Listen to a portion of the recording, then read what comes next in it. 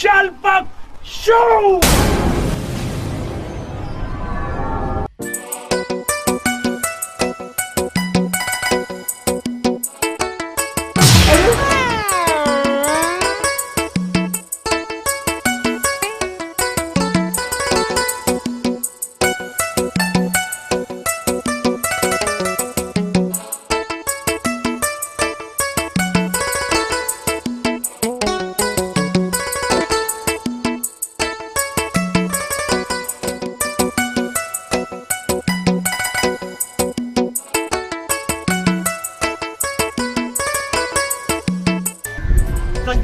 मर जबदन सनणी किची हथड़ा नरम तू सदा मानी जवानी मुंजा सुन सनम ए खुदा खानो खराब करे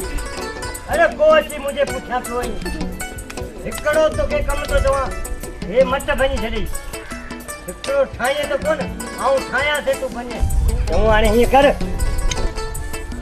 ए वठ पैसा वनी बाजार में का मच्छी वठी मेहमान आया मत ये न थे जे मटन वांगर मत बनी वई ये कोई गायब हो जाए पैसो जरूरिया पैसो मजबूरिया पैसो तो ऐसे कराए पैसो तो मुल्क घुमाए पैसो तो मत बजाए गुरु को सफा नाटकीय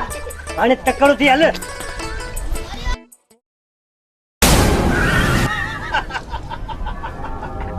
कलीशा मकाशा कली चरण दीपा चरण शल्पक्षु शहजादी सुंबल आणे तुझो छा इरादो आहे मूंसां शादी करी थी या न न तू भले मुखे मारे छड़ पर आऊं तो सा शादी कदे भी न कंदियस तू नगर शहर जे बादशाह जी धी शहजादी सुंबल आई तुझे हुसन जी हाक नगर ठठे में तो छा पूरे हिंद सिंध में आहे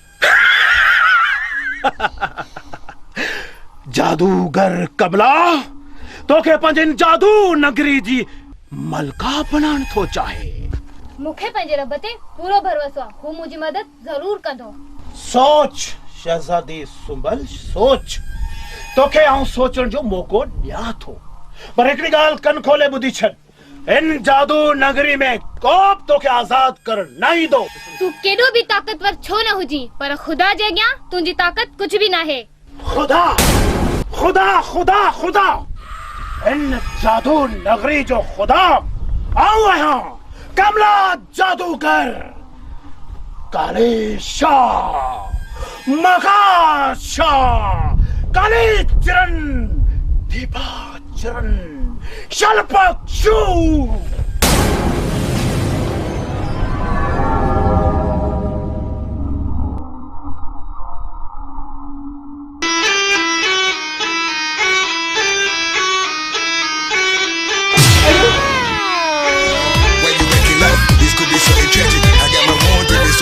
Something magic, you looking real good, and I'm a good look at it. Now spin that body round, let me get a good look at it. Oh my, baby girl, you got it. No, I can't find a way to stop it. So fine.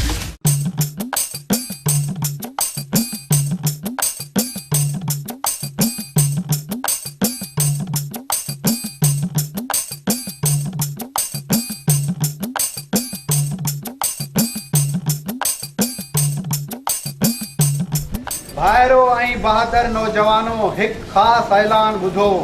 सल्तनत सिंध बादशाह हिंद जी बादशाह नूरुद्दीन नूर जी सिकीलदी धी शहजादी सुंबल के जादूगर कमलाक पंहिंजे जादूअ जे ताक़त सां ज़बरदस्ती खणी वञी पंहिंजे जादू निगरीअ में क़ैद कयो आहे जेको बि नौजवान शहजादी सुंबल के जादूगर जे क़ैद मां आज़ाद कराईंदो उनखे बादशाह सलामत अध रात अध बाग दींदो मतलब त अध बादशाही ऐं शहजादी सुंबल सां शादी बि कराईंदो हाँ आऊं आहियां वो बहादुर नौजवान जेको शहजादीअ खे उन जादूगर खां आज़ाद कराईंदो ए पर बादशाह कोट तो कोन करे न ए चवे त सच थो न ये न शहजादीअ मूंखे संगी न ॾे ए आऊं इहो सरेआम ऐलान थो करियां त उन शहजादीअ खे जादूगर खां आज़ाद कराईंदो इहो नौजवान केरु आहे? विनय कुंभार जो पुटु अली बाबा आहे। अली बाबा